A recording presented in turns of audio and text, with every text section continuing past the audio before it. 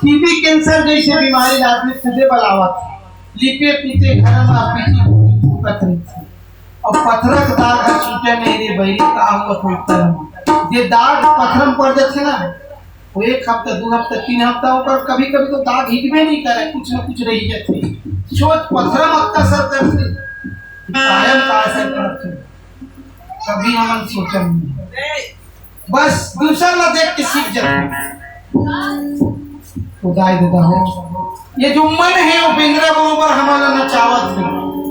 मन हमारा नौकर लेकिन हम ही नचावत मालिक ना नौकर नचावत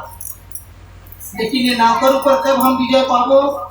जब पहली बात बोले सत्य नाम लेते हुए श्वास में सत छोड़ते हुए नाम में नाम सत्य जब ये काम न करबो ना तो हमार मन हमार बस में हो और हमारे हिसाब से चाहिए हमारे रायपुर जाना है मंदिर सब जाना चाहिए मंदिर सब में शुरू का पड़ हमारा रायपुर जाना है ऐसे टुकड़ा पड़ते बिगड़ने वाला बड़ा कमी नहीं है लेकिन मन तो हिसाब से चलिए ना तब तो तरक्की होगी और ते मन के हिसाब से चलबे ना तब मन तो पंछी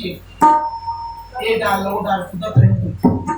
मन समझा अरे पंछी ते मोर हिसाब से चल भैया आज तो रायपुर ढाल जाना मंदिर से ढाल नहीं जाना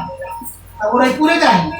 ते कहा तक घर में बताया कि मंदिर से रायपुर जा था पहुंच गए मंदिर से अब काई हो गए तो रायपुर ढाल खोजी मंदिर से थोड़े खोजी बहुत बड़े लाठी की बात है मन अपन के बस में कर लेना कल भी जाए कोई नहीं एक समय ना एक बहुत चक्रवर्ती राजा हुई जब साधु ऐसे साधु अपन बैठे जंगल में अब वो साधु जगह चल दी वो चक्रवर्ती राजा